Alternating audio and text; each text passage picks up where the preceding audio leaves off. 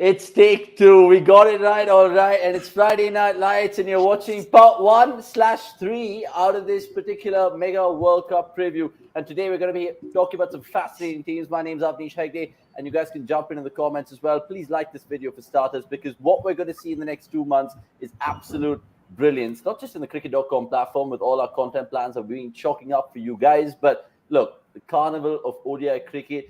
4 years has gone by since the last time we saw one, and even a pandemic has kind of slipped its way in. So lots has gone on since the last World Cup, but don't we love it? India fans, you'll be absolutely optimistic to hear what we think about your team. But that is on Sunday. Yes, Sunday. Today is Friday, and we have 3 parts to this particular World Cup mega preview. I'll introduce the boys, as you can see over there, but just for reiteration, 29 September, which is today, 7 p.m. We're going to be talking about, of course, New Zealand, Afghanistan, Bangladesh, and South Africa. Then we have a Super Saturday. 3 teams. I won't tell you which ones already. You guys will have to tune in to find out. But I'll tell you, India is on the Sunday, and that is definitely going to be a fascinating one. Right, so let's introduce the boys then. Nikhil Popar, of course, you guys know him really well. If you guys play fantasy cricket, he's the one to watch out this winter. I nearly said summer because I thought we were doing the IPL. But Nikhil, good to see you. And you're now representing cricket.com for 33 one-day internationals. I've done the research. How do you feel about that? Good. The more the merrier. The format also is something that I like the most. So we keep trying. We keep trying. And Nikhil breakdown, of course, 2 out of the 4 teams today. I think I've got that right. But let's, of course, go to a man in terms of Gurkirat, who's obviously eagerly waiting for this World Cup. Paji, how's everything going on in Delhi? And how much are you looking forward to this weekend mega preview? I'm looking forward to a lot of good discussion and definitely getting to know some numbers that will leave you surprised and also leave you a little bit in shock and awe. And for a lot of those numbers, I think the credit will also have to go to our writers who've, I think, I was just preparing myself for this research, but the work that our writers have done in terms of breaking down numbers or looking at a few particular player profiles. These are those players who aren't really talked about that much. Say someone like David Malan or Matt Henry, some outstanding pieces on them. So yeah, these three days, it's a lot about talking cricket and also getting to know some facets of the game that you have missed. And maybe Nikhil has not missed it, but yeah. So, but all of us are mere humans in that sense. So I'm sure we would have missed it for sure. So yeah, looking forward to it.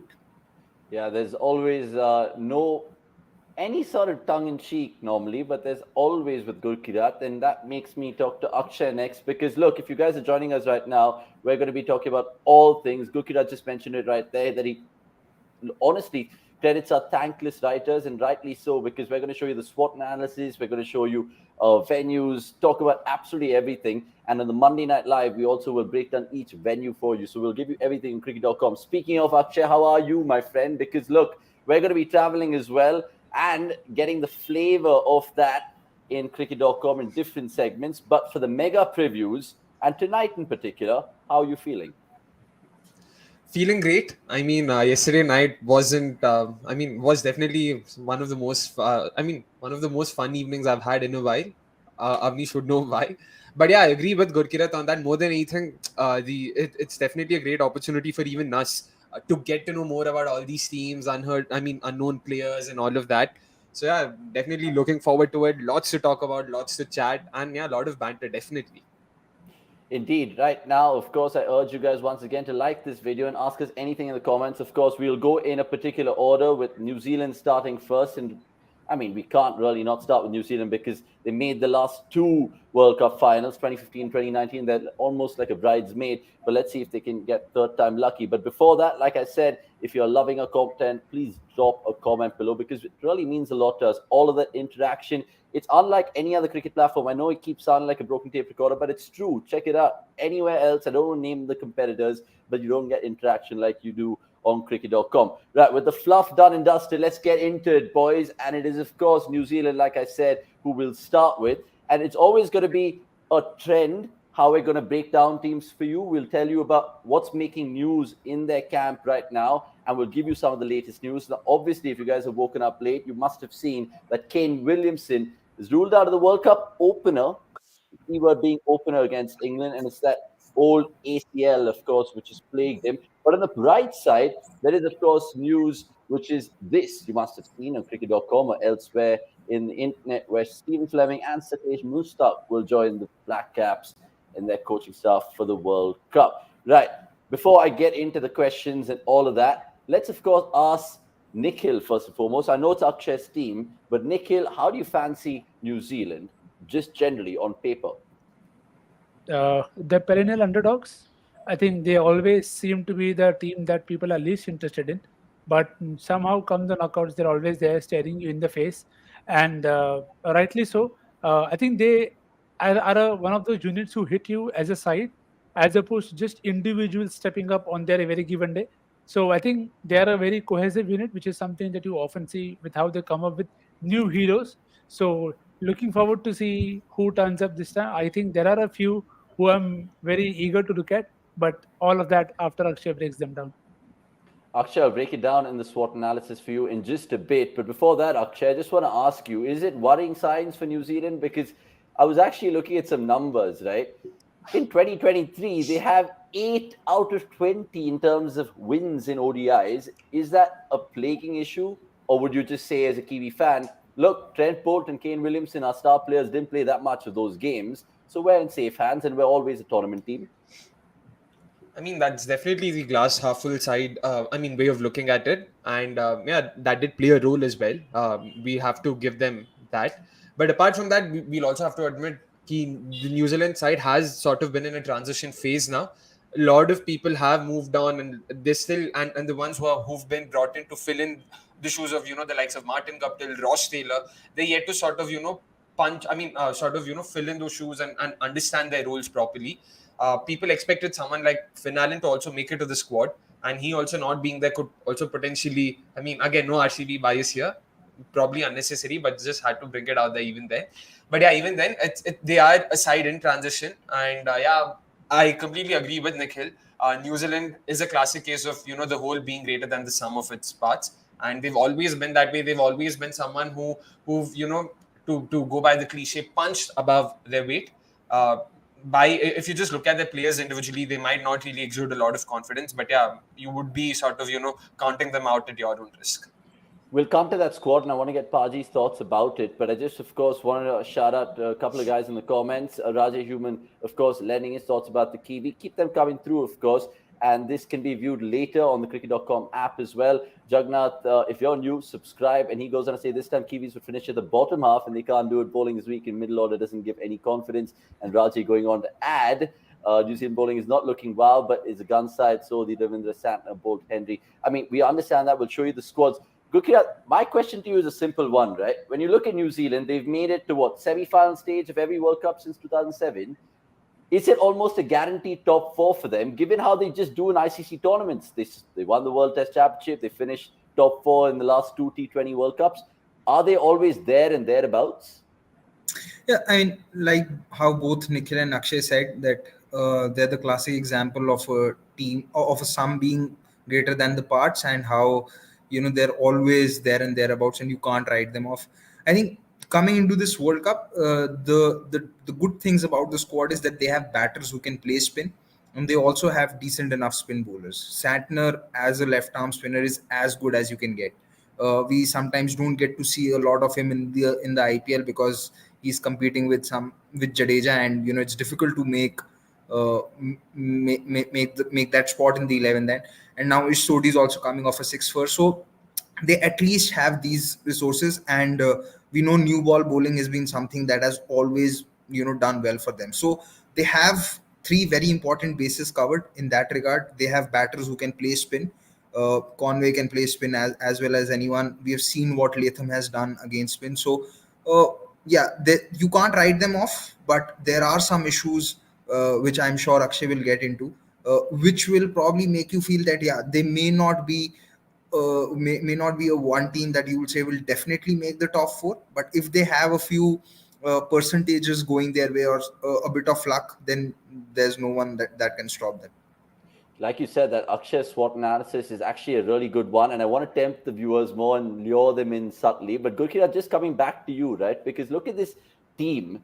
that they have at their disposal, and you look at the squad essentially, what are some of the immediate worries opponents look at and be like, oh, we have to watch out for him, and him? Who's that? See, immediate worry is definitely one name that you can't like. When you think of New Zealand, you think of Trent Bolt. He will always be a worry with the new ball. You can't put that aside him. And I'm sure there's one other player who will come into the similar fray, but I don't want to name that player right now.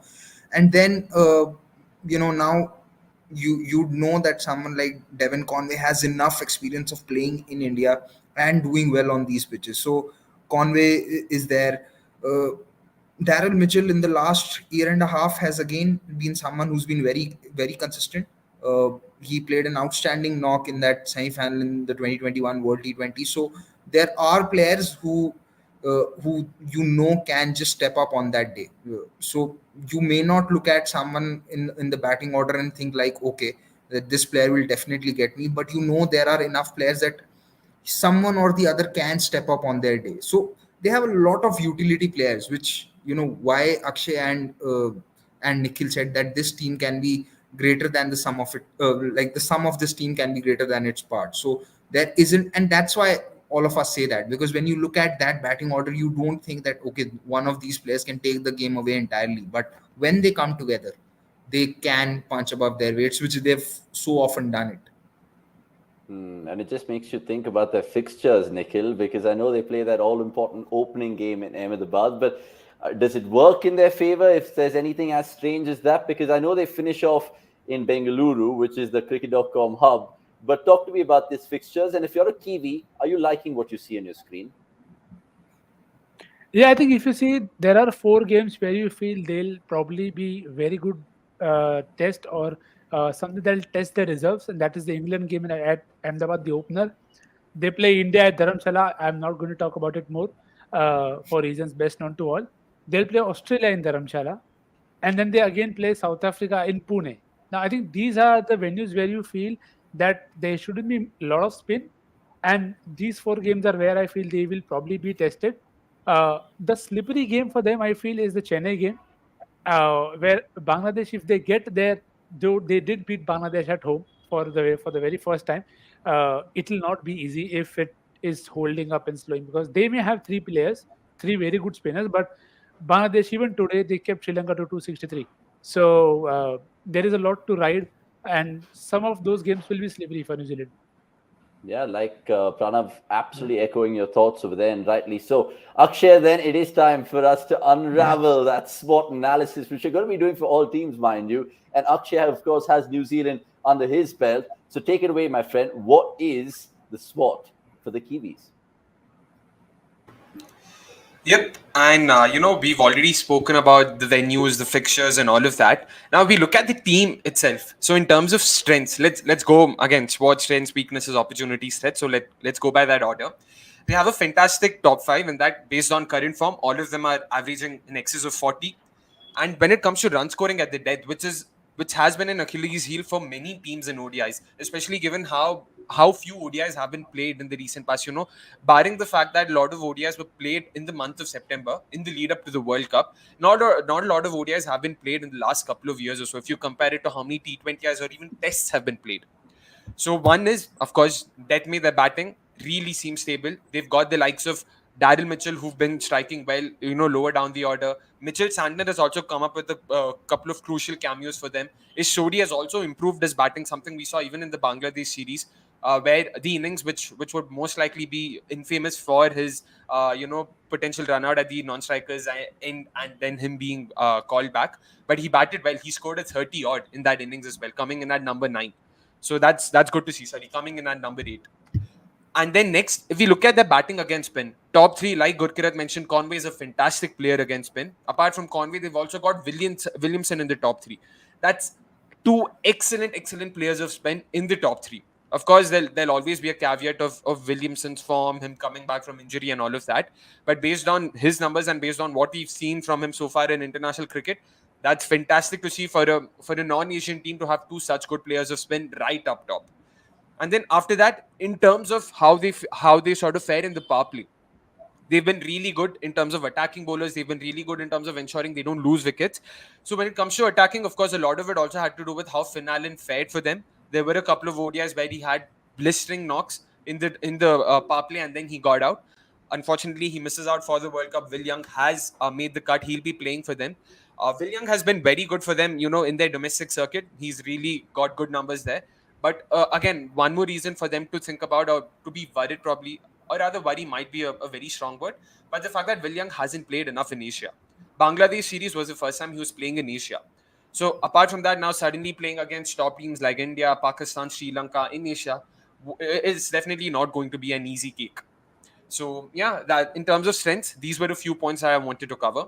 So what do you Sure. guys think? Though I would like to, I mean, I would just kind of jump onto it because you look at that top five, like you mentioned over there, it is, of course, really giving you secure vibes. I mean, you're not going to really just expect them to do something really frenetic. I know they had an X factor in Finn Allen, who, of course, they don't have anymore. They have someone steady in Will Young. And I genuinely think that knowing how that they do in tournaments, everyone's just switched on. I mean, I know today they kind of, and I say today because at the time we're shooting this, we're, of course, in the midst of that New Zealand-Pakistan warm-up game, and they were just experimenting, like all the sides will experiment. But next, my question to you is, what are the glaring weaknesses? Because Akshay, I think, has really spoken about the strengths well. But if you look at that chart, the weaknesses, low batting averages in overs 1 to 10, and we just mentioned it. Do you think that's something that which can bite them in the backside, if I may add?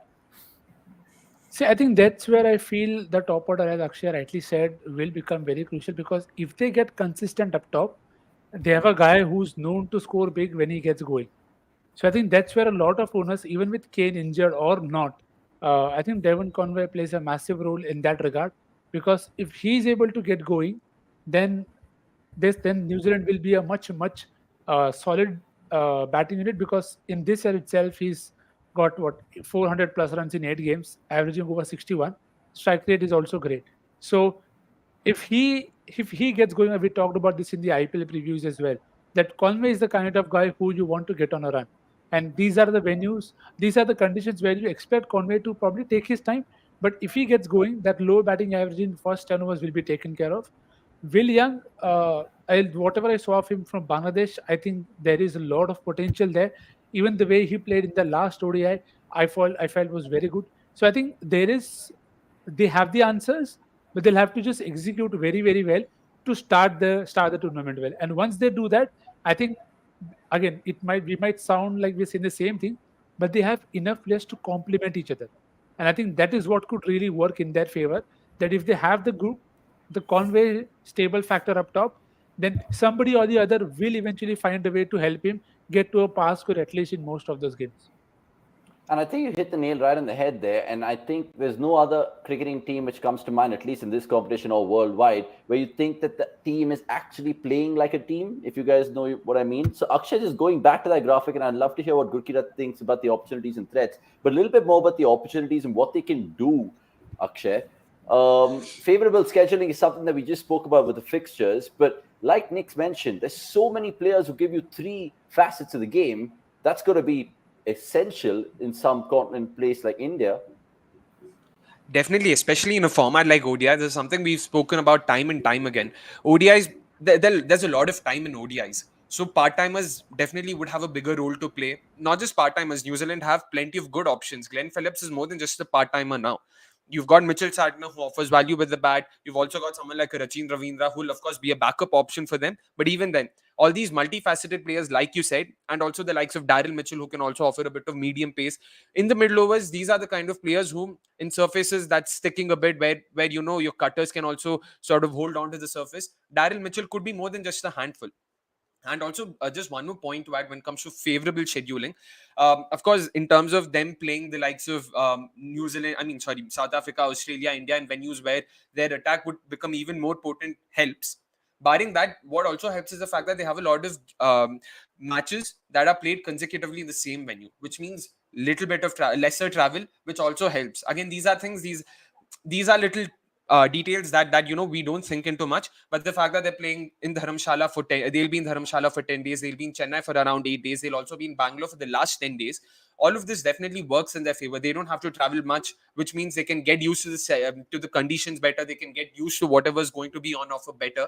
So all of this will definitely play a part. So that also was one point that would help. That's also one point that will help them in terms of playing these games. And yeah, Chennai playing Afghanistan and Bangladesh, it's definitely going to be one of those banana skin games where you would expect them to win, but you never know. Afghanistan with the likes of Rashid, Mujib, you definitely, I mean, on their day they can definitely more than a handful for sure. 100%. Now, Bas Kunde and all the other guys in the comments, of course, love to see you here and getting in as what they're doing always. And he's mentioned his particular team and what he'd like to see the Kiwis do in their World Cup campaign. Gurkirat, I mean, I'll just bring up that graphic once again, but the threats, I mean, the big question is Kane Williamson and the miles in his leg, how much game time he has. How do you think New Zealand will kind of overcome that obstacle? Because he's a huge player, make no mistake. See, I think when he's fit, he will come in straight away, and when he's not there, you would expect the other senior pros to step up. There's Conway, Latham will inevitably will have to play a big role in the absence of Williamson, and I think the idea would be that till the 30th over mark they don't lose more than two or at max three, and then allow the likes of Mitchell, Glenn Phillips, even Santner to then start hitting out. The good thing for New Zealand is that they have these with Mitchell and Glenn Phillips. They're also they have a lot of muscle power. So even if they are playing on slow pitches, if they've gotten their eye in, they can actually muscle the ball even on bigger boundaries. That is one advantage that New Zealand have when they are going into the death overs. Having said that, I feel the biggest issue, which was mentioned in the graphics as well, is their death bowling. Uh, Whichever bowler you pick, whether it's Bolt, whether it's Henry, whether it's Saudi, even Lockie Ferguson, or none of them are reliable at the death. Lockie Ferguson used to be a reliable option at the death some time ago, but given how he's bowled in the last 18 months to 20 to 2 years, he's also become a very volatile bowler. On his day, he could literally run through sides in the middle overs, but if it's not his day, it could get really difficult to get 10 overs out of him. In fact, it becomes difficult to sometimes get overs out of him in a T20 game.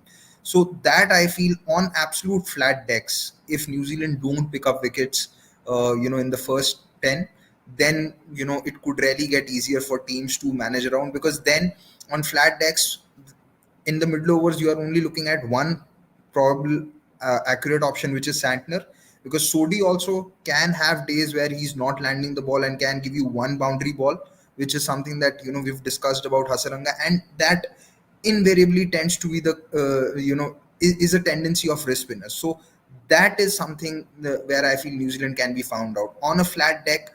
If they have to bowl first and then teams get away in the first 10 overs, then there's hardly anything that can stop the opposition, and that scoreboard pressure will then come into play and probably will not allow New Zealand to bat at the pace that they would prefer to. Because again, you look at Conway, you look at Williamson, you look at Will Young, there isn't someone who would just hit out of the block straight away. Conway, we've seen even in T20s, likes to take that first to two to three overs before unleashing himself. So that could be one issue with New Zealand. Okay, I love the points mentioned by all three of you guys there. And not to forget, lots of you guys in the comments, absolutely smart AF.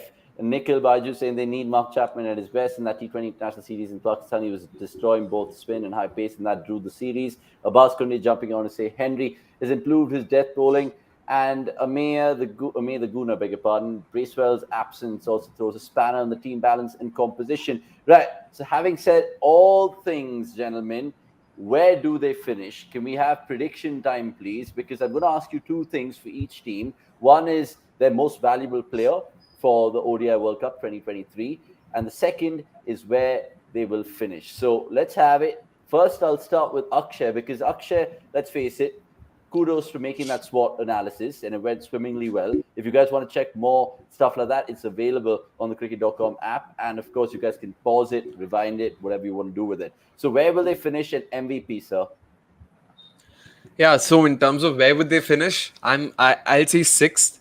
As much as I agree to the fact that in their case the whole is greater than the sum of its parts and all of that, all said and done, they have a very inexperienced side. In that, like if you look at their top six and compare it to what it was last time, they have a lot of newcomers. So barring Williamson and Latham, everyone in their top six is going to be playing their first World Cup. So it's not going to be easy. World Cup is a different beast altogether in terms of the pressure, in terms of conditions they'll be facing, and all of that. So Conway, Young, there's Daryl Mitchell, there's Glenn Phillips, all of them playing the first World Cup. It won't be easy for them for sure. And yeah, so I see them finishing at number 6. And when it comes to who do I think would be their MVP, so again, for the very same reason, the fact that they have a lineup who's playing, I mean, where most of the batters are playing the first World Cup, Kane Williamson will play that much bigger role now. And given that, also when it comes to their Deto was batting, as good as they have been, barring Glenn Phillips and Mitchell Santner to some extent, there's not a lot of firepower, so to say. Daryl Mitchell has played well. He had a very, very, very good innings in the England series. But again, he's been a bit of a hit and a miss. You can't expect consistent. I mean, he's not been able to provide them consistent returns. And Will Young, again, he had a fantastic third ODI, that 80 ball 70, like Nikhil Bhai mentioned, was very good. And the Bangladesh series was good for them in that both the games that they won saw player of the match awards being won by players who were going to be a part of the World Cup. Ish Sodhi in the second ODI, Will Young in the third ODI, players who are going to be a part of the setup coming into good form. It's always going to be helpful for them. But yeah, all said and done again, Kane Williamson will be my MVP, and 6 is where I think New Zealand will end up. Okay, Nix, what about you? Because it just makes me think about my prediction, but I want to hear yours first. Yeah, I think the spot is pretty much same. I think it will probably be 6 to 7. The MVP for me is going to be Tom Latham.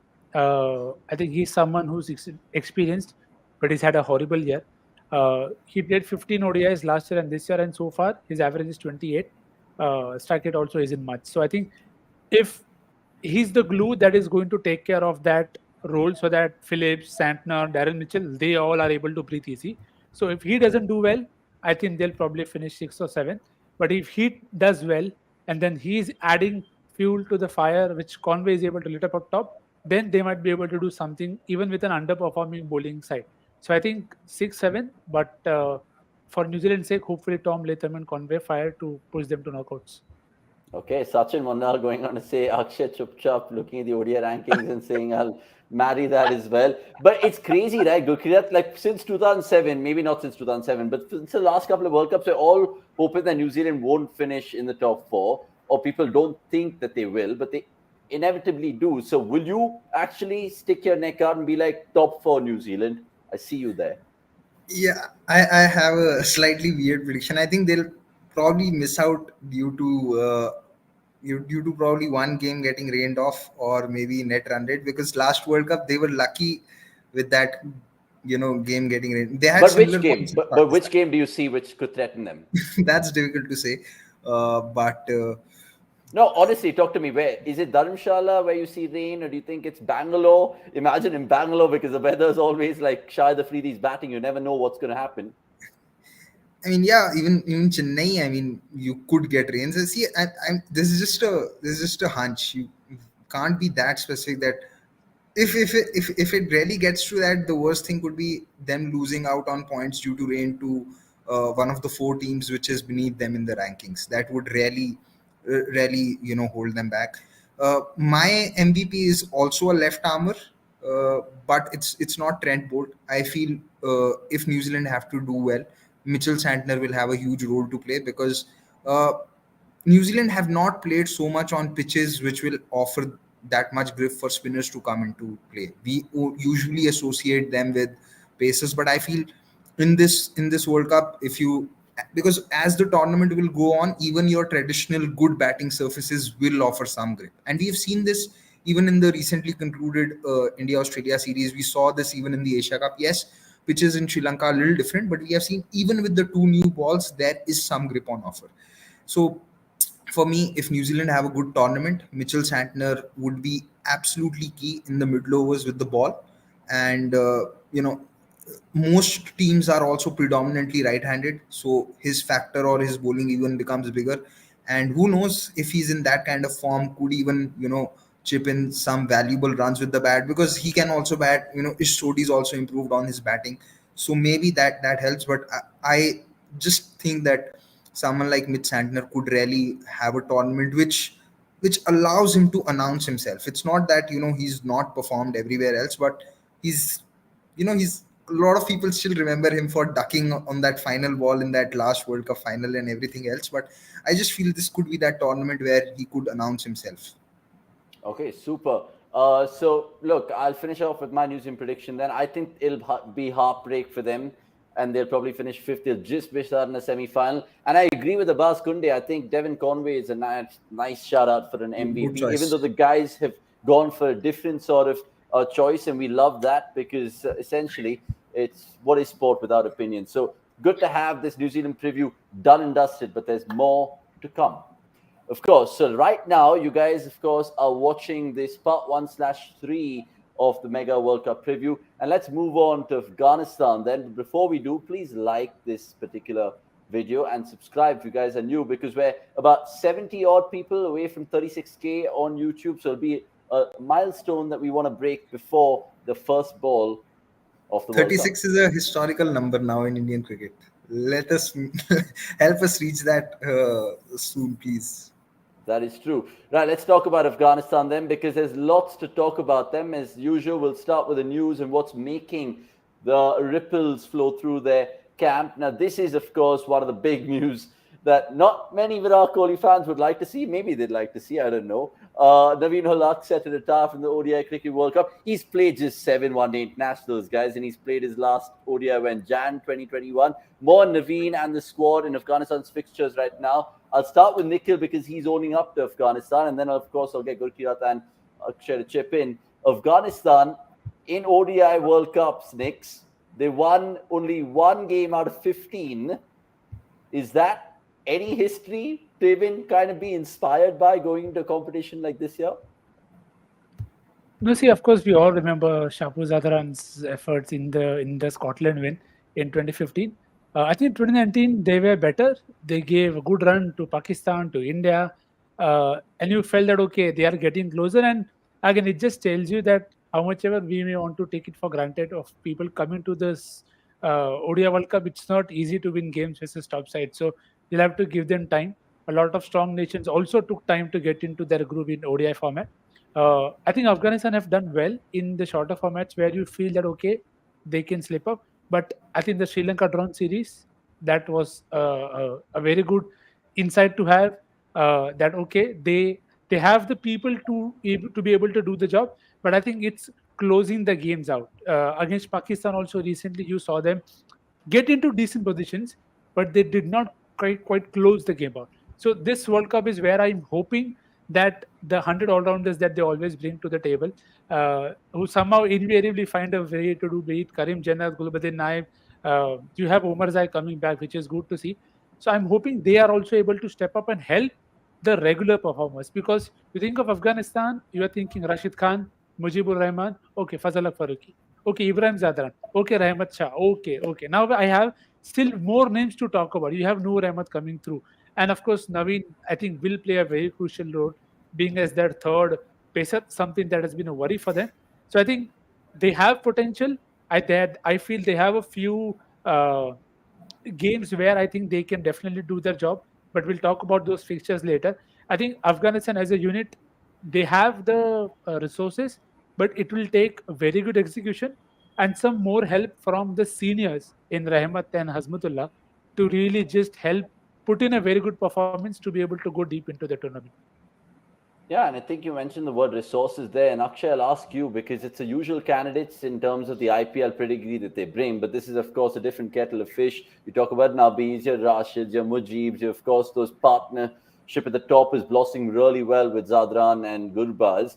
But how can they kind of kid themselves that in the ODI World Cup, they've been absolutely appalling? 14 out of 15 losses. So can they kind of get any sort of games won this time around? Some of it will definitely have to do with fixtures, but yeah, I expect them to do well against the likes of, say, Netherlands, and at least put up a proper, more than just a fight against Bangladesh, Sri Lanka, and if the venue is right, then even South Africa for that matter. But with Afghanistan, yeah, like Nikhil, Nikhil is already, oh my goodness. South Africa is in Ahmedabad. So I think that's a very tricky fixture for That's why I Afghanistan. said venue. That's why I said venue. Ah. Like if venue is in their favor, then South Africa as well. Yeah. Speaking of Afghanistan's venue, talk to me about it, Akshay, because look, you kind of just said it right now. There could be a potential banana skins for other teams. Which and why? Yeah, if you look at who they play, of course England and Delhi, you would say the venue is the venue scene is at least taken care of. But again, England is just too formidable, limited oversight to be able to do anything about it. Even if you sort of play them on a spin friendly surface, you would expect England to come out on top. But yeah, playing New Zealand in Chennai, playing even Pakistan in Chennai could actually go in their favor, to be honest. Pakistan, three good pacers, but then not enough spin bowling quality to be able to leverage what's on offer in Chennai. You never know what can happen, especially after seeing what they were almost able to pull off in Sri Lanka during the Asia Cup. You never know. You never know. With their batting, they have enough firepower to be able to come good on their day. So yeah, it's one of those things where you expect them to do well, and you are rooting for them as a neutral. But yeah, we might still be some time away before we see them winning consistently in World Cups. Okay. Gurkirat, before I come to you, let me just answer Chris's question here. Look, Chris, Gurkirat, Somesh, and I will be doing an absolutely fun Q&A before the World Cup. You can ask us all kinds of nitty-gritties of this. 100%, I'll remember this one and I'll answer it for you. And, of course, the Monday Night Live with Nix and Akshay there. But coming to Gurkirat right now and looking at Afghanistan's fixtures and squad, first I'll just show that squad again. And Gurkirat, Mohammad Nabi, can they win a couple of games for the man? Because Afghanistan, I think, in their history, have played 152 games. Nabi's played 147. Is that a joke? Yeah, he's been omnipresent when it comes to Afghanistan cricket, and I mean, maybe at times you felt like he was done, and it was time for Afghanistan to move on from him. But he's kept coming back, sometimes with performances in other T20 leagues. So credit to him for staying relevant. It's something that I say for Ravichandran Ashwin as well. You feel that he's done in a particular format, but he keeps delivering a decent enough performance that whenever you have to go back to a backup, he's the first person that you go to. So credit to Nabi for them. Now my biggest worry with Afghanistan is something that I had even during the Asia Cup. I don't know if they have a good enough support pacer for Fazal Faruqi. Uh, I saw Rahman bowl in that series versus Pakistan. I wasn't very impressed with Naveen ul Haq. Again, he's only played 7 ODIs, and the good thing for Naveen ul Haq is, and for Afghanistan, is that he's had the experience of playing in Chepauk, in Lucknow, at Delhi. So maybe that could help him, and those pitches are where his cutters could work. But again, would you really say that he's someone who you can rely upon to be a decent enough second pacer?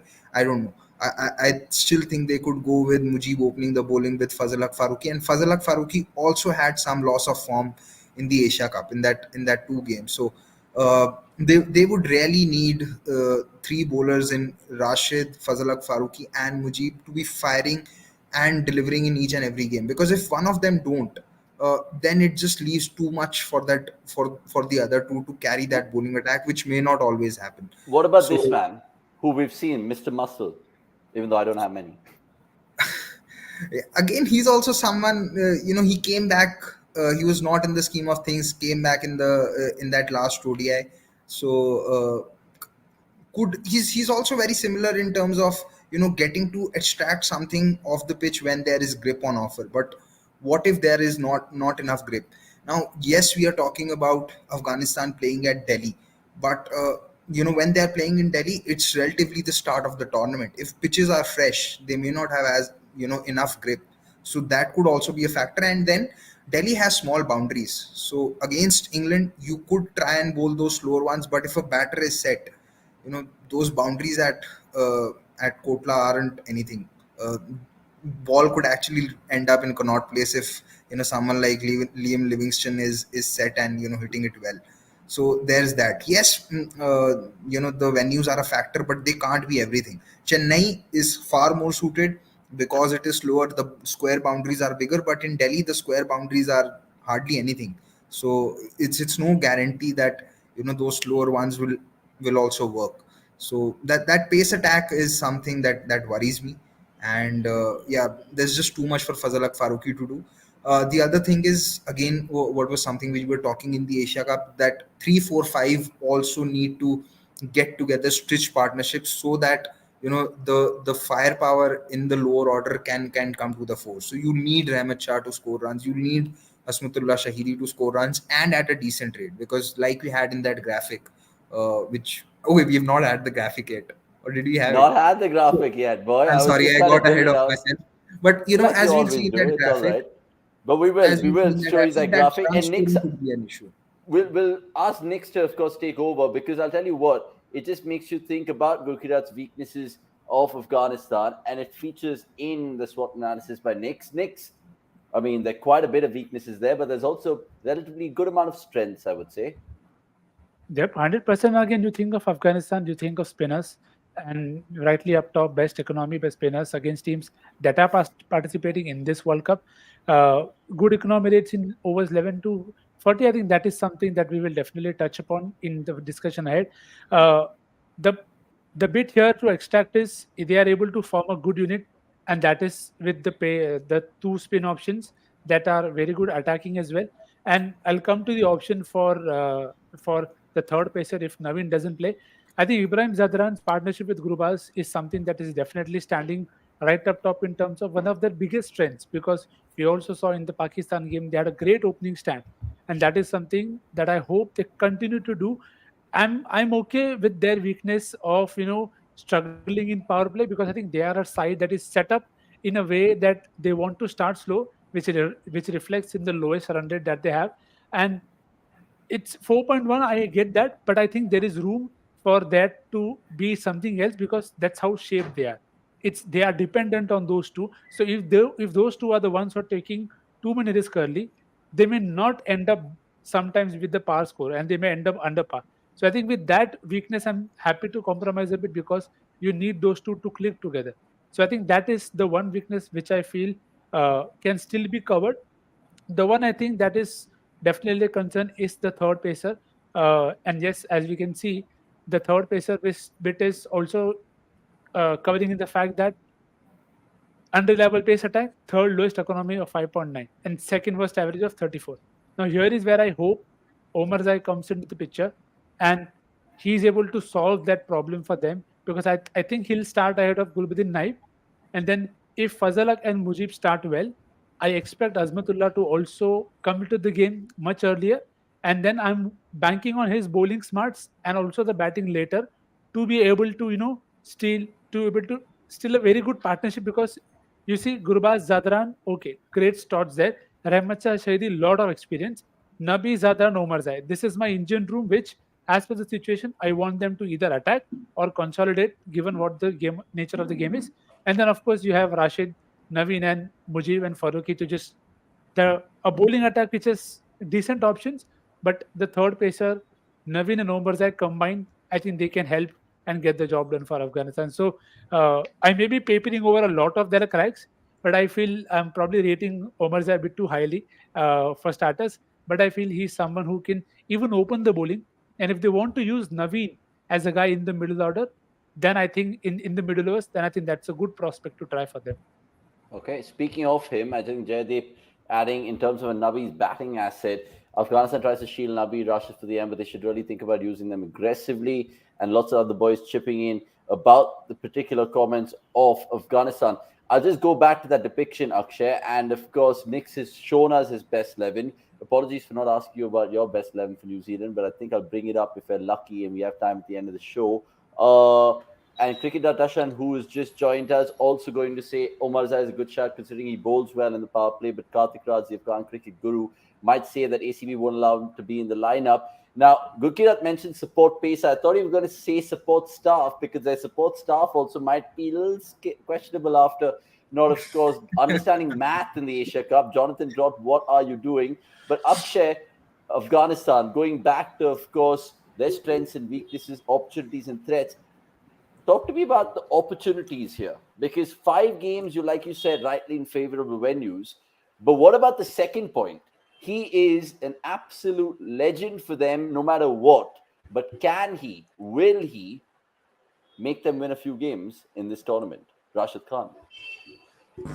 I mean, the encounter that you referred to, where Jonathan Trott and his support staff didn't really get it right, didn't really get their math right. That game, they came that close thanks to Rashid's blitzkrieg in the last. I mean, of course, before that, a lot of them did do well. But Rashid's improving all-round game can be seen in. I mean, you can just take that's just one instance of how he's done well. And in ODIs, where there'll be a lot more time for him to be able to showcase his skills, that's where I feel it'll become a lot more trickier. Rashid has always seen himself as someone who can come up with a 5 ball, 10 ball, 15 ball cameo.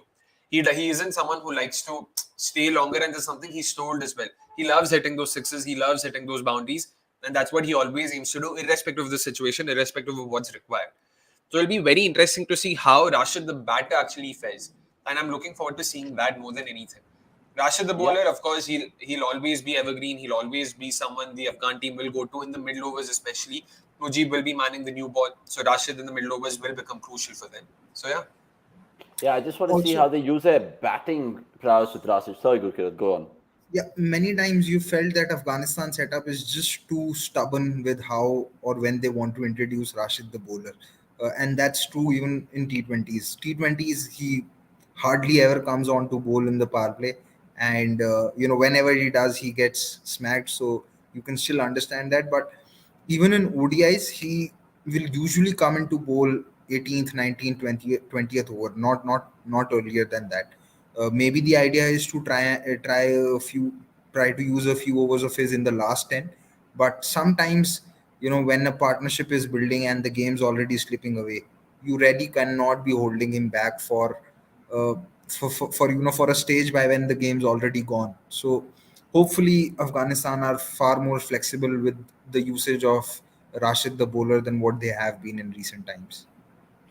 Okay, and in recent times, of course, they might have beaten Bangladesh in Bangladesh, like you guys mentioned over there, but the World Cup competition is a completely different beast. And Nikhil, where will they finish, and who is Afghan's MVP according to you? Yeah, I'm going to hope that Omarzai plays and he turns out to be their MVP because I feel he's going to play a crucial role with both bat and ball. He's someone. Uh, yeah, I actually had Kulbuddin Naib in place of Omarzai in my first 11 as well, and see that's proof ke satya hai. But the fact is Naib is in reserves, and which is why I had to switch him out for Omarzai, which is good because if Omarzai is playing, then I think he's going to be crucial with both bat and ball. So he's my MVP. In terms of where they finish, I'm hoping for multiple wins. Uh, I'm expecting them to get better of Netherlands at least in Lucknow because I think that is something that should they should be able to do. And with the bat, if they're able to bat with the intent that they did in Asia Cup when they wanted to chase that target, I think they would be better placed to probably take a few more games, maybe surprise Sri Lanka in Pune or slip up New Zealand or Pakistan in Chennai. Now they don't have Naseem Shah to worry about. So I'm sure Fazalak will be very, very happy कि भाई at least Naseem का tension तो मेरे को नहीं है. So hopefully I'm very ambitious. 3 wins. Maybe that could give them the 7th or the 8th spot if they are able to get those 3 wins in. Yeah, for sure. Sorry, just had to kind of exchange Akshay streams over there. My mic's falling off, which I'll repair. But MVP, sorry, Nix, I just missed that. Your MVP, Omarzai. Do you echo those thoughts, Gurkirat? Or do you think it's Zadran, someone with a bat? Proper batter. We have a classic. We have it. We have it. We have a classic. Usual. Apart from Rashid, you'd have to see. I'd want Najibullah Zadran to have a good tournament because him firing at 5, if he can get those entry points right, if he's coming into bat post the 30th over, or around the 34th, 35th over, he has the game to help Afghanistan finish strong. So yeah, I'd like him to have a good tournament, and if he has a good tournament, he could be the difference between Afghanistan having just 1 win or probably having those 2-3 wins that Nikhil's alluding to. I feel his batting could really help Afghanistan score those 20 runs, maybe what they would eventually score, and that could make a difference for a team like Afghanistan. Sorry, very early shot while you are on mute, so it did not interfere there. I think watch out for Najibullah at Delhi. If he gets going, I think he should love the Kotla boundaries, even though it faces India and England. I hope they take down England. It's fun. And maybe the Capitals can sign him up if he plays well in Delhi, and Gurkirat can talk about that. But yeah, look, MVP, lots of people saying different things. For Rookie, for some, Abbas Kunde saying none other than the president, Nabi, which is a good shot. Akshay, what about you? And do you echo the boys and pretty much the chat? They're all saying eighth and ninth and all of that. Or do you think Afghanistan can dream in this World Cup? They definitely can dream. I don't think it pays. I mean, you need to pay anything to dream. But yeah, ninth is where I also see them, ending up. And at best, they could have a win against Netherlands. That was solely because of their superior spin bowling reserves. So, barring Netherlands, I don't know which other team can I confidently say that they'll come out on top. But in terms of my MVP, I do echo both Gurkirat and Nikhil's thoughts in that I really am looking forward to Najib having a spectacular season. Tournament. I've been watching him for a while now. He's just too good. I really, really, in fact, for the longest time, also felt RCB could also go for him. I know this happens to every second overseas player I see doing well, but yeah, he is. No, he's really someone to And look he out for with plays the and bat he with the plays ball. spin well. So he plays spin well. So could be there. True, true. They That's have true. And long he's road for understand. played him. with, They and have he's Long long road road played, for as him. yeah, well. and Okay, he's guys. played with So Andy Flower for St. Lucia Zouk. So who knows? You never know. makes sense. So, Look, but yeah, Afghanistan so is definitely a team which we have to like respect no matter what, and that's why we love cricket because they can, of course, spur a surprise. Even though their only World Cup win apparently is against Scotland, and I might be wrong, but I think I'm right. But we'll leave it there with yeah. Afghanistan. Tell us in the comments how much you guys think where they'll finish. My prediction is that they will dream. They'll get to the dizzy heights of sixth, seventh on the table. And who knows? Rashid Khan is my MVP. I know I'm stating the obvious, but I've not gone for the obvious eighth and ninth. I'm being bold with Afghanistan. Gurkirat?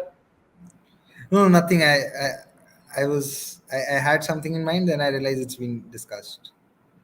We've discussed it all. And if you guys are just joining us, of course, like this video and subscribe to the channel and rewind if you guys want to see analysis on New Zealand or just watch it later.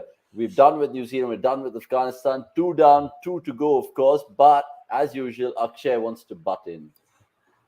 No, nothing. Just wanted to point out. Trust Avnish to put something like sixth and seventh. I mean, sort of talk it up so much. Dizzying heights of sixth or seventh. Yeah, why not? I Just mean, wanted to bring you that got up. to Why? dream. You got to Excellent dream. wordplay. When you say play bold, it's given.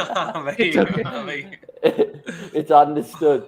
Okay, fine. Let's move on then to Bangladesh next because we, of course, want to kind of throw some light in them. And it's been absolute turmoil in the Tigers camp. And I say that because who would have thought two of their legends, Shakib and Tamim, they're just going at each other like kids in kindergarten, which is ridiculous. But I have to tell you, the Bangladesh have just won, what, 3 games, I think, in each of their last 4 World Cup campaigns. Last year, we saw them beat, I think it was South Africa, West Indies, and Afghanistan, I think.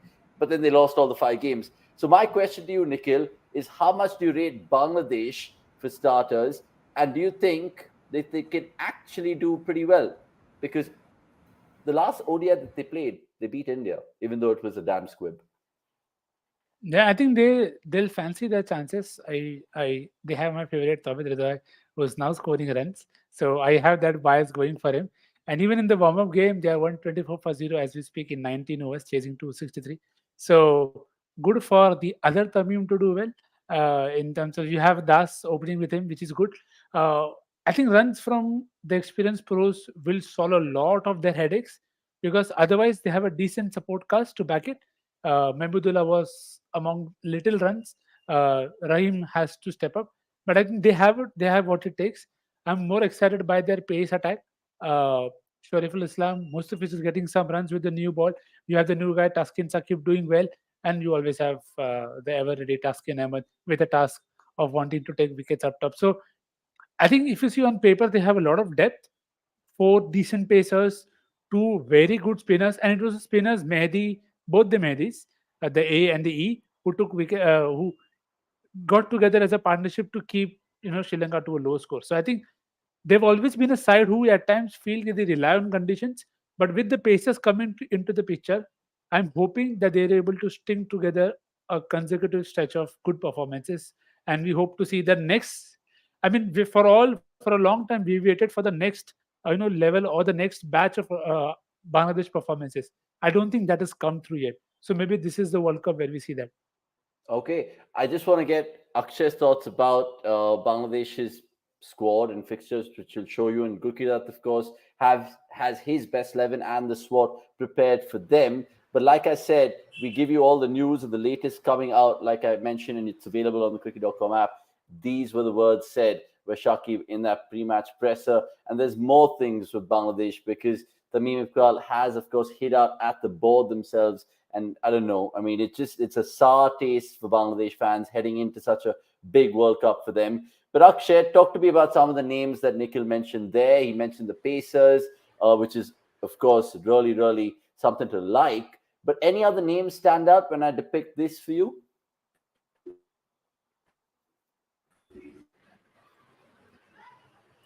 I Definitely, think Akshay, one name for sure, Tanzim Saqib. Go on. I'm there, right? Yeah, Yeah, there, yeah, there. yeah. Go All on, right. go So on, yeah, go on. yeah. So Tanzim Saqib is definitely a name to watch out. I completely agree with Nikhil. That spell against India, what he did to Tilak Verma, the way he was bowling to Shubman Gill as well, it was really, really encouraging to watch, and he's definitely one to look out for. Hassan Mahmood has also been consistently good, and I would imagine. I mean, I would want to personally see him be on top of Shariful Islam in the pecking order, but yeah, Bangladesh, of course, we don't know how they work, so they'll only know. But yeah, Tuskin already there.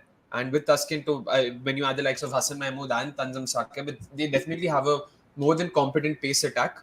And in terms of their batting, Tauhid Ridoy, again, during the Asia Cup, Nikhil Bhai and I, both of us had spoken about how much we are looking forward to seeing him. That continues to be the case even now. Shakib coming back definitely helps them. I mean, I'm talking about from the New Zealand series, that is, not the Asia Cup, don't worry.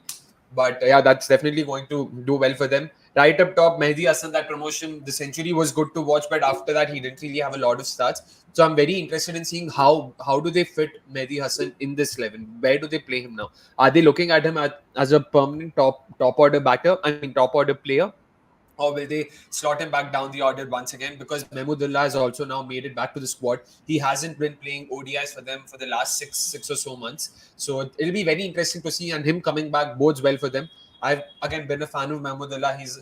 He is the definition of a utility player. Ball ho, bat ho, field ho, har jagah wo aate hi hai kaam. He's very good everywhere.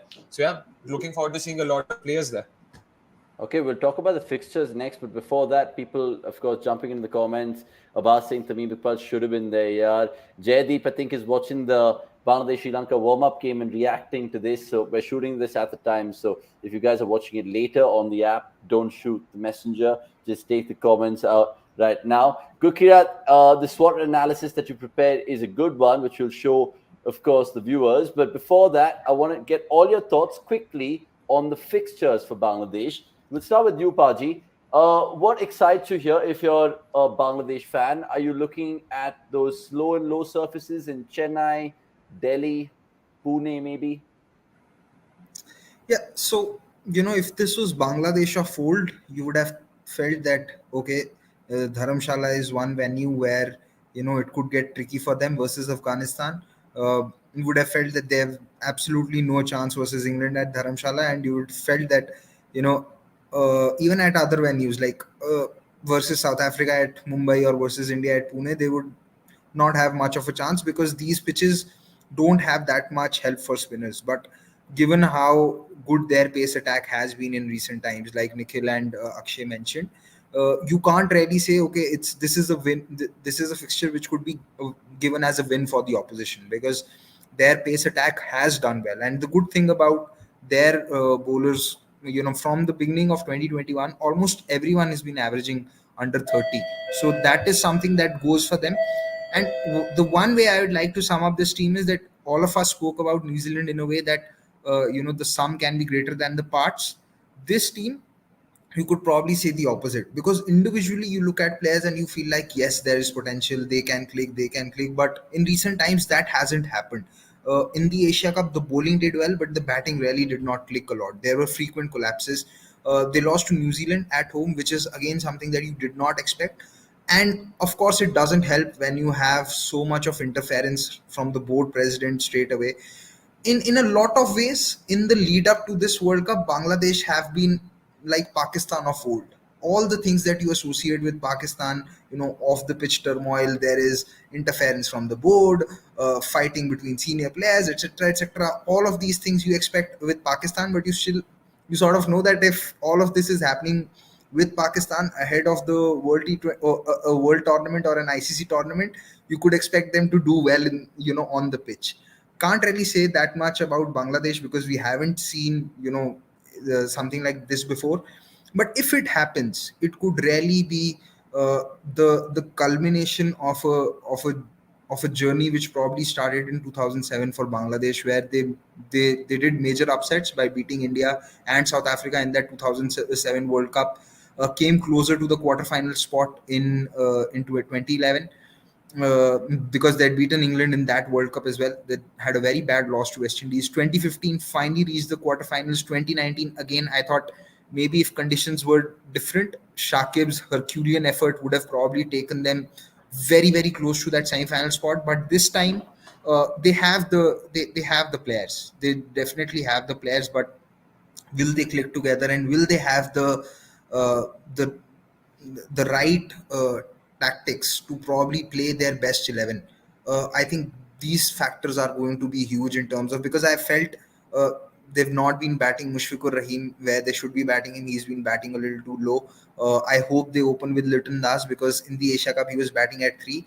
And with Muhammadullah coming back, I hope now that they've brought him back, they actually use him, because one of the reasons they've got him back is because no one has really clicked at that 6-7 position as a finisher, and Muhammadullah has delivered for them. So yeah, you'd have to hope that they can do well. They have only one thing missing in their squad, which is a leg spinner. But leg spin or wrist spin as a concept doesn't exist in Bangladesh. It doesn't. It probably exists in all other countries, but it doesn't exist in Bangladesh. You will find a left arm spinner on each and every street in Bangladesh, but you can go to every nook and corner of Bangladesh, but you may not find a wrist spinner. But even without that, they have able enough spinners to do the job in the middle overs. So yeah, I mean, you'd hope they do well. Like I said, the way I started. Just on cue, he says about wrist spin, and the wrist spin is what takes the first wicket in that warm-up game. Oh, Some things are amazing. just meant to be. Some things are just meant to be. More with Gurkirat and his best 11 and SWOT analysis in just a bit, but it just makes me think, Nick's, about Bangladesh and their fixtures again. Which are the fixtures they can actually look at and be like, you know what, we can give these guys a run for their money? Is it I think any that which is obvious? Sorry, go on. I think Afghanistan is definitely one that they'll fancy their chances. Netherlands in Kolkata should again be a good game because of the pace attack they have. Again, I'm not going to say that I'm not rating Pakistan highly, but Pakistan in Kolkata, if Bangladesh get their space attack right, they could do the job. They've already done better versus Sri Lanka already in this warm-up game, so Delhi is not something that they will mind. So from that list, I think the good thing with Bangladesh is they just have to click as a unit on that very given day against tougher units, because otherwise, with their pace attack, I think they have what it takes to stay in the game. Now, the next step is to not just stay in the game, but close the game out with the way of the support caster, whoever they want to. So, and in that case is where I feel the tactics will be crucial, because they for once bowled Mahmudullah to left to Asalanka or Rajapaksa, was it, because they thought, okay, by lefty hai to righty matchup will work. Sharjah 2021. In Sharjah. So it will not work like that, and it is too big a gamble to take in that sense. So hopefully Shakib will not be doing that, and if they don't do it, I think they could again surprise a few opponents on their very given day. Okay, let's see how if Shakib and company can really emulate what they did initially in that 2019 World Cup before they had 5 losses. Gurkirat, you can tell us more in terms of that SWOT analysis right now. You've touched upon various points, and then I'll get Akshay's thoughts about it, and we'll all react to your best 11. For first up, the SWOT analysis of Bangladesh. And there's a lot of things to, of course, look at here, guys. So be patient. Gurkirat will break it down for you. Gurkirat, talk to me and probably sum it up in 2 minutes if you can. Okay, that's a challenge, but we'll take it. So stable with the bat is given. Shanto has been in very good form, and what has not, barring this year, Liton Das has also done well. This year it's been quite poor for him, but otherwise he's been decent.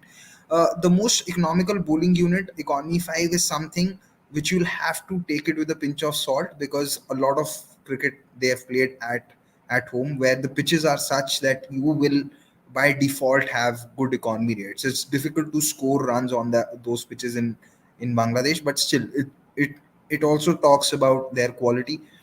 Again, most economical bowling unit in overs 1 to 10, 4.3, best average 2. The best average bit actually speaks about how well their pace attack has done, because like I said, almost everyone is averaging under 30 in their bowling attack.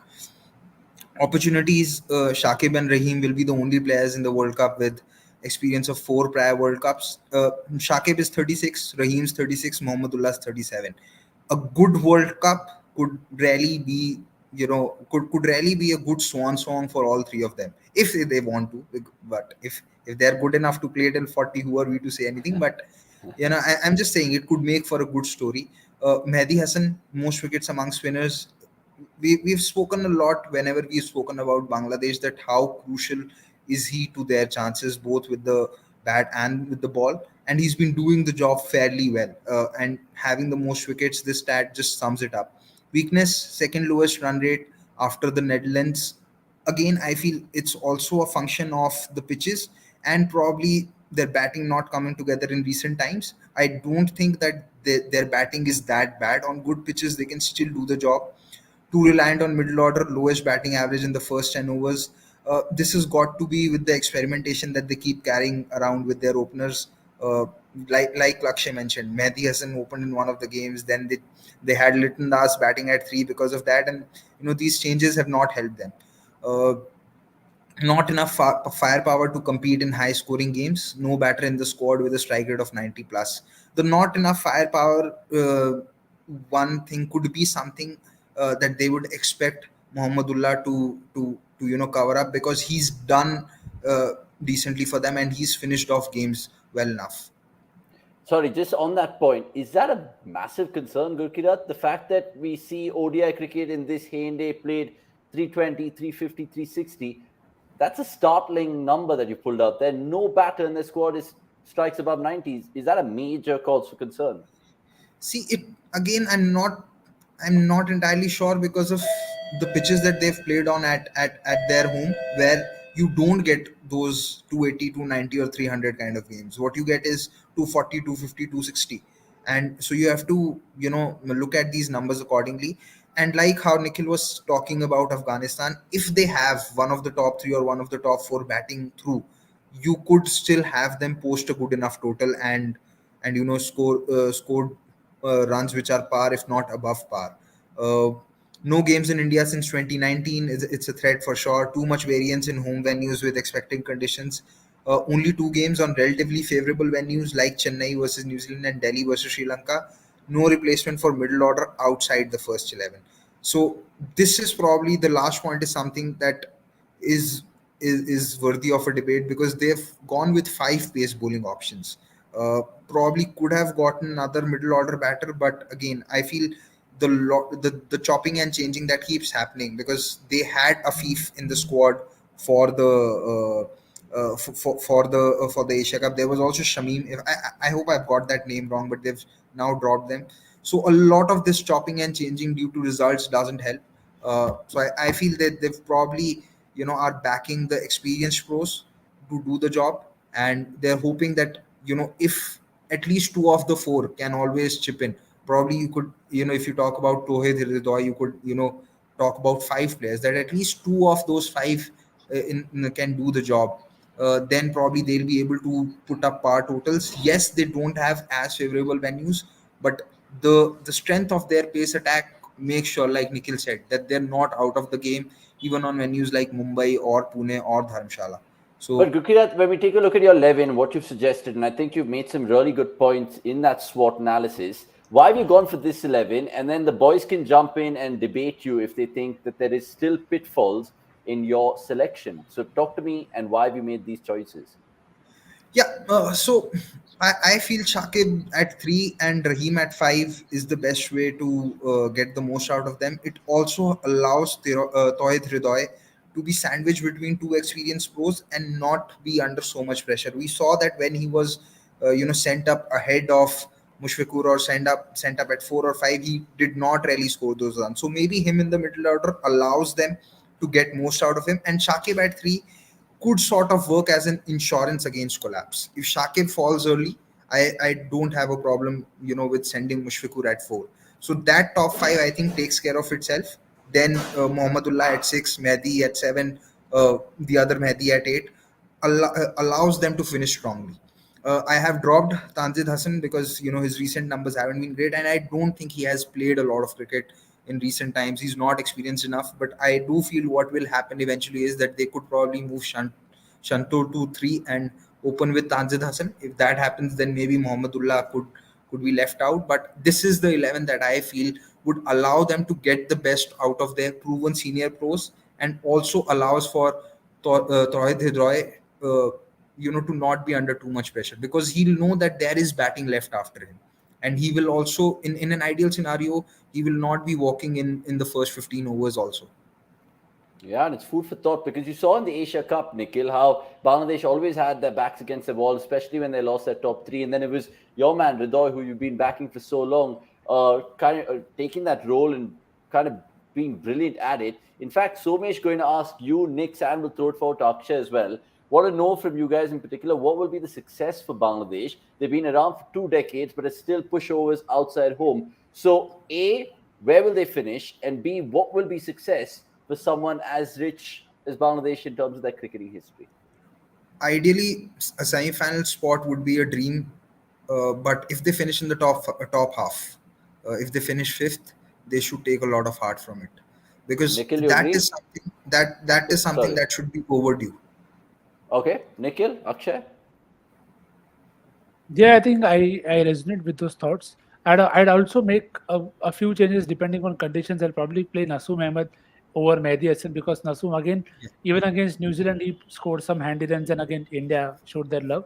But in that sense, I think the option that they have a Mehdi Hassan who's taking wickets, Nasoom Ahmed who's taking wickets, they could push in a Tanzim Sakib in Dharamshala if they want to. I think that is a very good place to be in as a bowling unit. So I feel if their bowling clicks and their batting is able to support those par scores, I think a top 5 finish is still possible, and I think that should be a good win. And then the next step could be this next crop of Shanto Das, they becoming the Shakib and the Rhymes. I'm not talking about Tawhid because I know he will be. So sorry, So is Soward your automatic MVP then? it's not even a debate. Okay, it's absolutely sorted from his end. And top five Bangladesh fans watching this would love to kind of see that come to fruition, what Gurkirat and Nix has mentioned. Akshay, what do you think? I mean, Bangladesh, they could really beat a team on their given day, but will those given days be happening a lot in the World Cup? Yeah, to be honest, their bowling was never a concern. Even if you looked at how they performed in the Asia Cup, it was always their batting that was under the scanner. And Nazmul Hussain, unfortunately, had to miss out after the initial 2 or 3 games that he played. And then Liton Das, he was coming back from some injury-related layoffs. And then they also did not have Mahmudullah's experience lower down. So all these, all these enforcements actually make their batting a lot more well-rounded, a lot more potent. Now, the only concern for me with Mahmudullah in particular is the reason why he was dropped in the first place. His sort of inability to be able to strike. So this was something he was known for earlier, but in the 10 games preceding to him being left out, he was able to score in excess of 80 only thrice. And that became a huge concern, and he was supposedly rested. That's how they put it. Of course, he is an experienced player at the age of 36. You wouldn't want to be dropped. But I would like to see how he does now. Even in the 2 ODIs he played, he had a 49, he had a 25 odd. Both came at a strike rate of 75 or 80. At number 7, you want your batter to be able to score at least 90, if not more. You can't. I know pitches, situations, conditions, all of these would definitely come into picture and matter. I'm not going to deny that. I'm not going to debate that as well. But even then, a career strike rate of less than 80 for your number 7 batter is not where you would want him to be. So yeah, let's hope that won't be the case with him. And in terms of who my MVP would be, I would have ideally gone for Tauhid Hridoy, just like Nikhil Bhai. But given that this is his first World Cup and he's not played so many of these top teams too often before, he's also playing in India for the first time. So I would want to give him some room. Let him पहला World Cup है आराम से खेलो. Nazmul Hussain Shanto, he's been in great form. New Zealand series में भी अच्छा खेला. He carried it.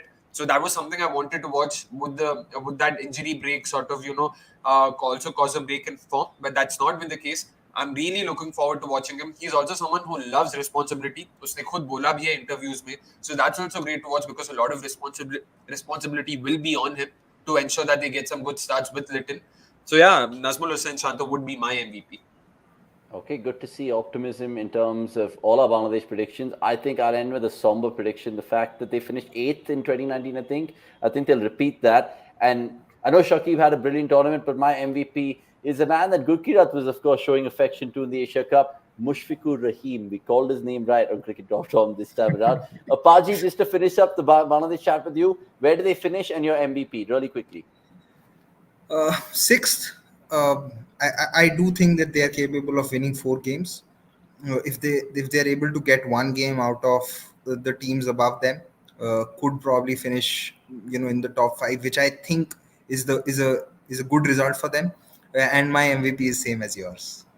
Oh, there has to be something where the two of us agree. I mean, we can't be like Tamim and Shakib. Doesn't look nice. The last time we agreed on anything was, I think, a chicken when we agreed restaurant that in Amritsar has very good food. Fair enough. We'll leave that chat there. And a shout out to Somesh Agarwal, of course, who gave us a lot of insight, providing the SWOT analysis, of course. But he goes on to say in the WhatsApp chat, boys, we'll be very surprised if Bangladesh win more than 3 games. So we'll end that little clip here. So all the Bangladesh fans can dagger him. And no. Now that he's said it, is something to go for. This might just happen. What we said might just happen. Oh, for sure, 100%. By the way, guys, really, really appreciate all you guys joining us right now. But we're done and dusted with 3 out of 4 teams. And we'll, of course, talk about the last being South Africa. Before we get to them, just another encouraging word from me in terms of liking this particular stream, because I can see a lot of live comments. And why not? Because ultimately, we want to bring you the best at cricket.com. And Robin Kumar going back to say, hi, lads, it's almost midnight here in Sydney, and I've got my first game of the season tomorrow. Won't be able to stick. Just going to leave a like and watch the whole thing tomorrow. That's absolutely brilliant. And that's so sweet of you, Robin. And bless up, man. And all you guys, honestly, Robin's hit the head literally on point, because what we want you guys to do is watch it later. You don't have to really ruin your Friday evening. If you have plans, no problem. Just like this, tune it to our analysis tomorrow. But right here, right now, we'll wrap up proceedings with the Proteas, because obviously that inevitable question that we always ask, can they break the jinx, so on and so forth. And I just want to start with Akshay here, because he has a lot of affection for some of the South African players who've participated in previous World Cups. But man, have they got another challenge up their sleeves? I know that they came back against Australia, who many fancy will win the tournament. But can South Africa do something special, given that they have so many players playing in the IPL and all of that? Definitely, I mean, this batting really looks a lot more potent, definitely a lot more potent than what it was in 2019, where the debacle was very, very sad and disheartening to see in some sense. If you look at the top order, there's De Kock, there's Bavuma, there's Van der Dusen, and 2 of whom have played the IPL. Bavuma has been his purple patch has just been going on, and it's great to watch that as well, because a lot of people had also written him off. So good to see him in form, and given that he's also leading the side, having your skipper in form right up top always makes for good numbers, makes for good viewing rather.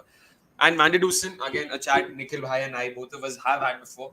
Personally, I think he's a very, very, very good ODI player, to say the least. I sort of had to calm myself down. I was about to say he's probably the best ODI player, but then I was like, okay, let's not go that far. But a fantastic player of spin, a fantastic player of pace. Sorry, might not have it didn't take him long to show his true colors. I'm still an RCB fan, but either ways, that's where I leave that at. But yeah, when it comes to Van der Dusen, fantastic against spin, fantastic against pace, has excellent gears, knows how to switch those gears. Unfortunately, has not been able to translate those performances into T20s, and that sort of clouded people's judgment over him over him as a limited overs player. Make no mistake, he's there, and this World Cup would probably be a stellar World Cup for him. At least I hope it would be the case. Then you've got the likes of Markram, you've got the likes of Miller, all of them. And for Miller, again, potentially his last dance, his last World Cup. You never know. You would hope that he does well for them. Markram, excellent against spin. We don't have to talk much about it. Also now has experience of having played in India in the last couple of years. So that'll also be of help. So yeah, all in all, good top batting unit. Bowling is where they sort of seem to be lacking that bite. Spin in particular, Keshav Maharaj just coming back from an injury, did not have the greatest of series, but I don't want to look too much into it because Australia were in some violent mood, and the surfaces there also weren't exactly spin friendly. So yeah, I wouldn't look too much into it. And Tabriz Shamsi is the other spin option, whom, if you all know P Dog on Twitter, rates him very highly, and just based on how much he says, बस उसी की वजह से अब तक उसको झेला है तब्रेज शम्सी को. Only out of respect for all these analysts and how much they rate him. But I hope T20s he's been good, ODIs he's yet to come good. Sorry, Avnish, yeah, let us know. You've just done a good kirat there, mate. I've asked you a simple question. Will they break their jinx? Pura bol diya. Pura, whatever you do, you just said Proteas, it. Like, Proteas, calm down. Proteas aren't just Shubh's favorite bunch of players. Even I love the Proteas just as much. Shubh bhai, Okay, we can go methodically because we have to he was show the here squad and the fixtures. He was here we for build it he up. was here for 9 days. He's bound to pick up some habits. It's honestly point, you've got good it point. from Gurkirat. But look, we'll bring down the fixtures and of course the venue for South Africa right now. Nix, I just want to ask you a few things about the Proteas before we get deep into our chat. But before that, what's making news in their camp? You may ask. Of course, Temba Bavuma to miss the World Cup warm-up games due to family reasons, but he'll be back. South Africa, tragically, they couldn't play a single ball because of the rain in their first warm-up game, but I think they take on New Zealand. So I think that'll give them some sort of confidence. Just come back to Knicks, right? 2019, we saw them in the World Cup. Things to, of course, remember. 2015, that heartbreak. And 2011 was the last time, of course, India hosted a World Cup. Do you think it'll pretty much be that 2011 World Cup for them, an encore of that result and performance, or not really? See, it could be, but it could not be. I think the bowling is something that's going to take care of the side. I think the batting is good enough, as good as it gets, Better prepared as well. The injury to Nokia really hampers them a lot because in batting, I don't think they could have picked a better options. You have Quinton Bavuma, then you have Rasi, top three, one of the best top three that you will see in this World Cup, followed by Markram, Klaasen, Miller. Now, if this top six is not enough, nothing will be. So I think in terms of batting, they are pretty much sorted. The way they came back in the series against Australia tells us there's a lot of character, and there's always been a lot of character in the South African sides. It's just been on the big days, some of the decisions that they've made that have left you scratching your head that, okay, why this? Why not that? Why this? Why not that? So I'm hoping this is the World Cup where I really rate Babuma's captaincy a lot more. I don't know how many fans he has, but I think he's someone who's very tactically. I don't. I wouldn't wanting to rate him with somebody else, but I think he gets the job done on the very given day. So that's where I hope Babuma and the leadership group, whoever they want to make it a part of, they are able to take the right people on the very given day because they have the depth, but it's their bowling that has to act as a unit. I think their batting is self-sufficient, but if the bowling is able to click together, then I think this is finally the year that if not India, it's South Africa. And now that you've said that, it compels me to understand your best 11, which I'll, of course, put out in about 5 minutes' time. But and not to forget the SWOT analysis that you prepared for South Africa. And I'll come to Gurkirat right now. But before him, the comments jumping in saying Nokia injury just ruined their chances. Nikhil Baiju saying, we'll make semis, but South Africa win because or won't win. He goes on to correct himself quickly after. And then Pranavanand saying, South Africa are my dark horses this time instead of the perennial New Zealand. Good players of Spain, and I feel Maharashtra is doing the job, while Abbas Kunde mentions that C word, Gurkirat. How do they shrug it off? What is to take the monkey off the back, man? Come on. You look at that squad, we'll show it to you again. What do you like about South Africa's squad? Is it the bowling? Is it as obvious as that? No, definitely the batting is what you would say is their better suit. In terms of bowling, we had Anirudh, our statsman, doing a very good piece on their bowling, especially the pace unit, and going into great detail about how their pace unit has not done well, how they've not picked up wickets even in the power play. Their averages are is above 30, strike rates in the 40s. So the pace bowling has been a concern for South Africa, and you don't need to go into numbers to look at that. You've seen how Rabada uh, has not been as good as what he was in the last 2 years or so. So in the absence of Nokia, you'd really want him to probably turn back those years and uh, be how he was in the 2019 World Cup or before that.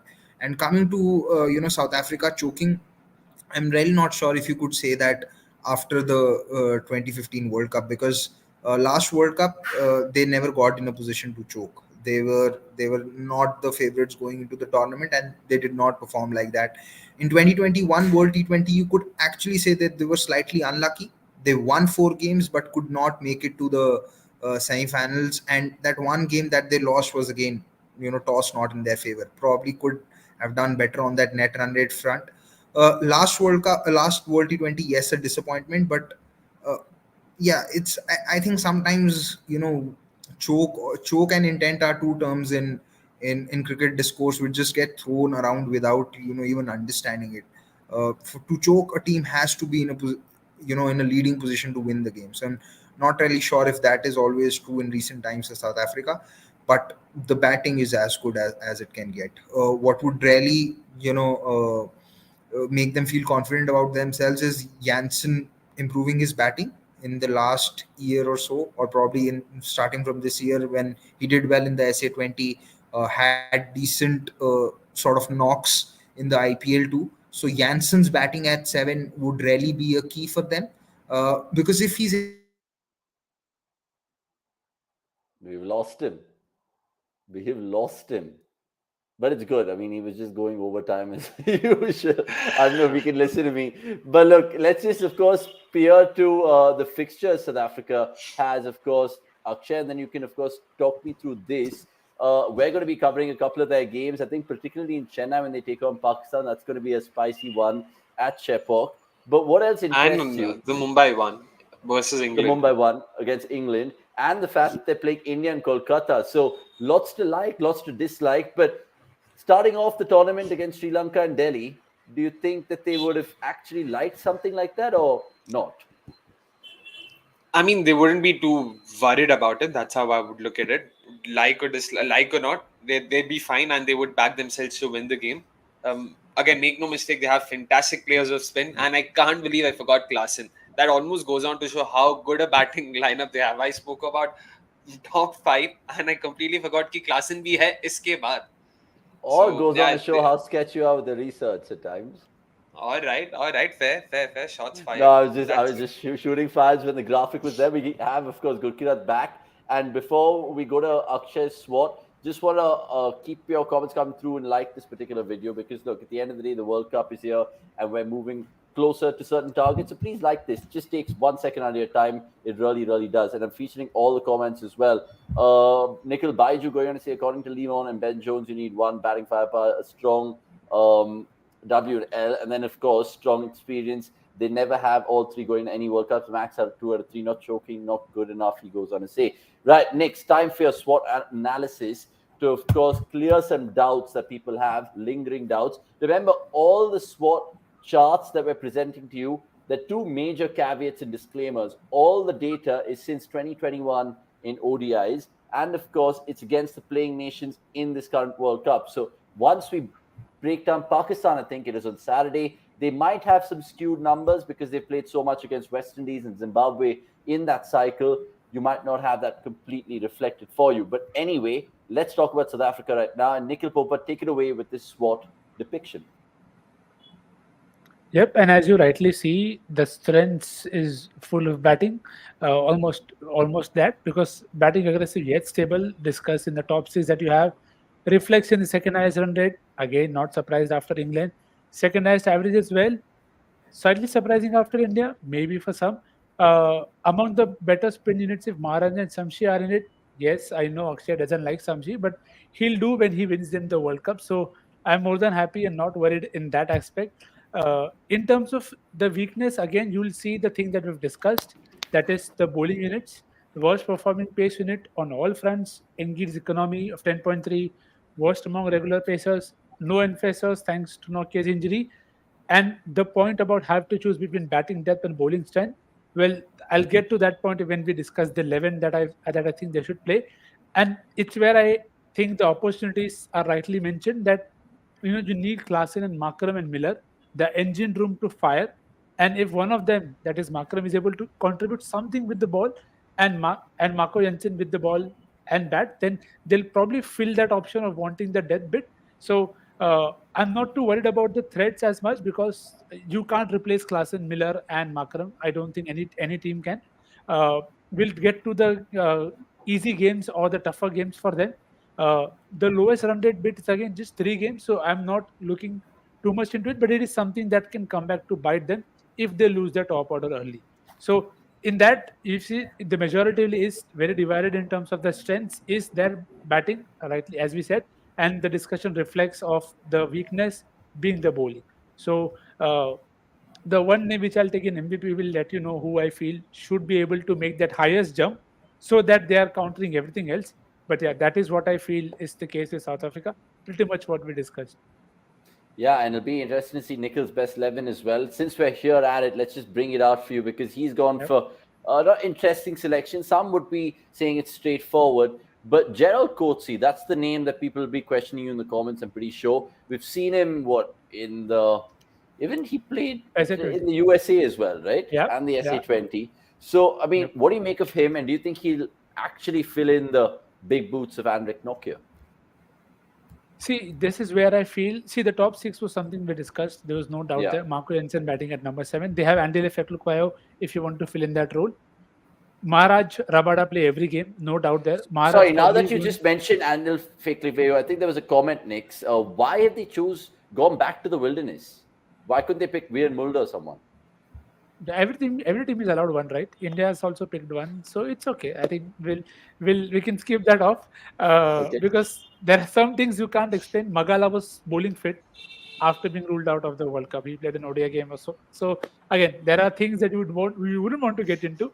So that's where I felt that if Jansen, Maharaj, Rabada, these 3 guys are the ones they are playing every game, then it can maybe sometimes just allow Samshi to have an off day.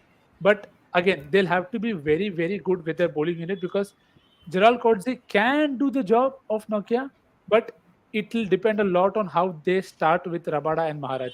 Because I feel Maharaj will be used very, very tactically by South Africa. And if Rabada is able to give them some leeway with Jansen, who I feel Jansen at times is very iffy, like we saw in the ODI series, he gets the short one right, he gets hit, but he gets wickets. So I don't know. I wouldn't want to call him the Shardul of South Africa because I think he's better in terms of batting talent there. But Rabada, if he is able to step up, then I think the team will probably hit sides better as a bowling unit.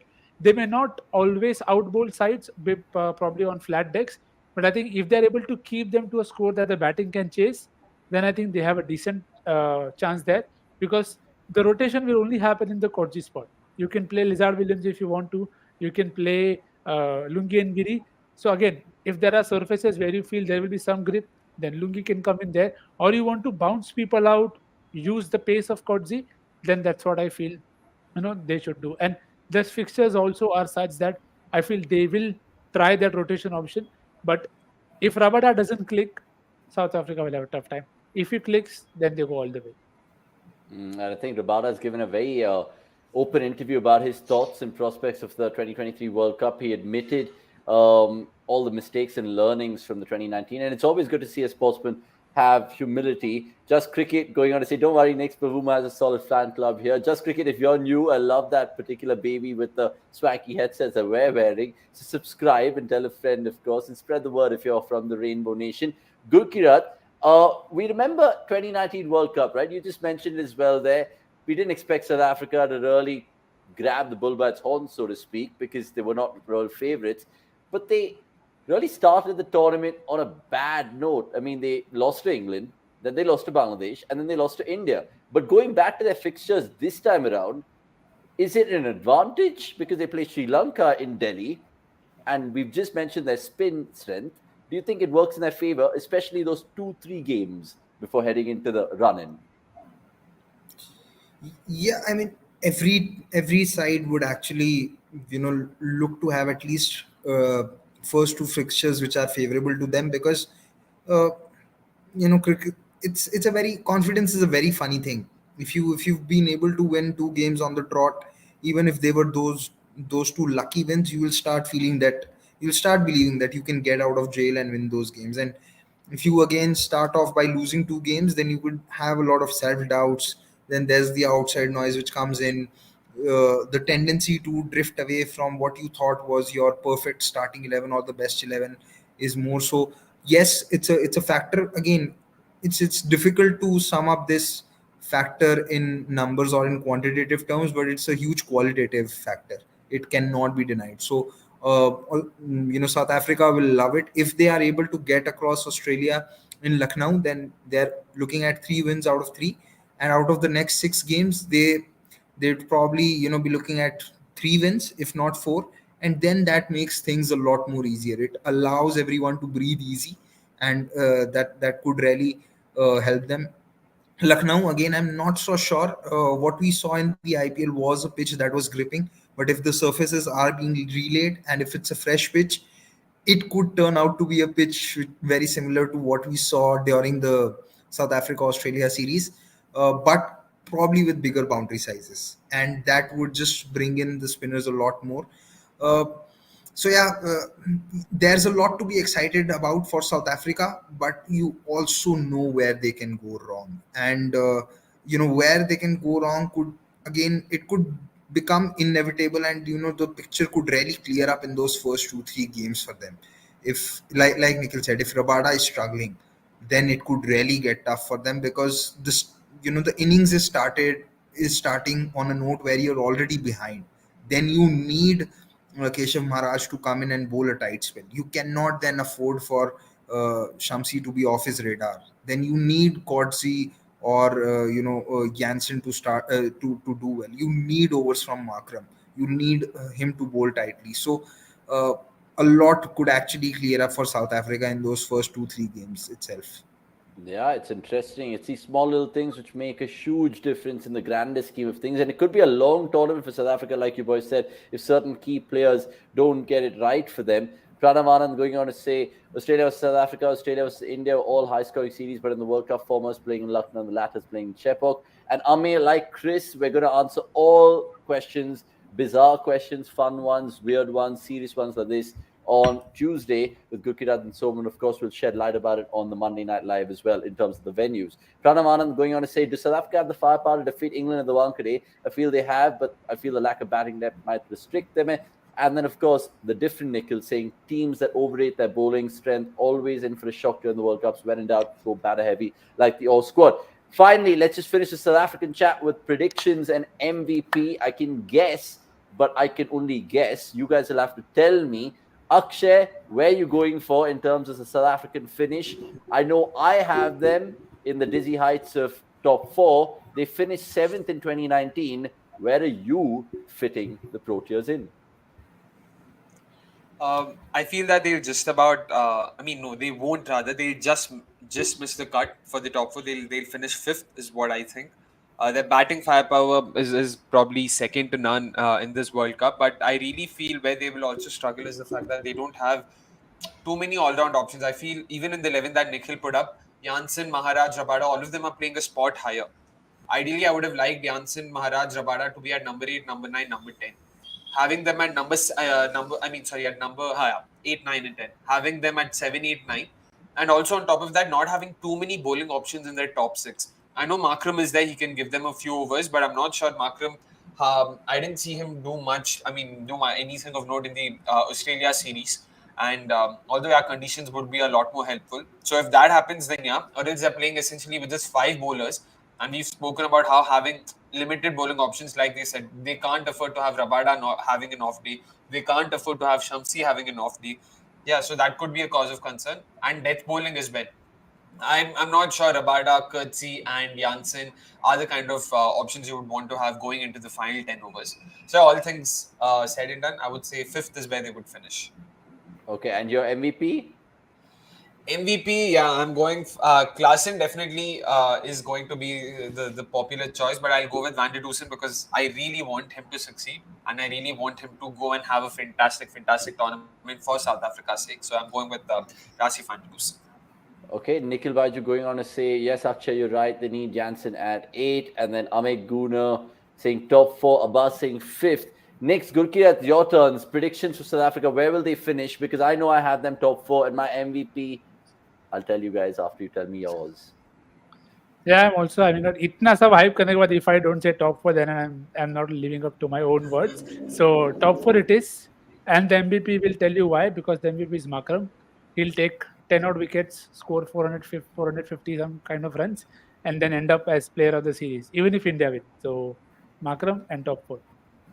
Okay, Gurkirat, agree, disagree? I think they can make the top four, or probably they will. My MVP is Klassen, and see, I've had a lot of time for him. I remember going absolutely crazy when Delhi had losing bid for Klassen in the IPL, and why I say that is because I feel he's capable of disrupting bowling plans of the opposition. Uh, you cannot you I mean he's pretty much capable of taking apart any spin bowling attack at this point of time. And if he gets into his own in those middle overs, captains could rarely get into a spot where they will not know what to do, because if he's taking your premier spinners apart, you will not know where to go, and then that will make things a lot more easy for the other batters to follow. Then that batting depth and everything may not become as big of an issue. So for me, Klaassen could be their MVP. And we've seen that whenever teams have done well or gone on to win the World Cup, they need a solid middle order batter to do the job. So if South Africa go the distance, I feel Klaassen will have a huge role to play. Okay, super. Guys, I just think South Africa will have a belter of a tournament. I agree with Nick's and some of the points that he made was absolutely bang on.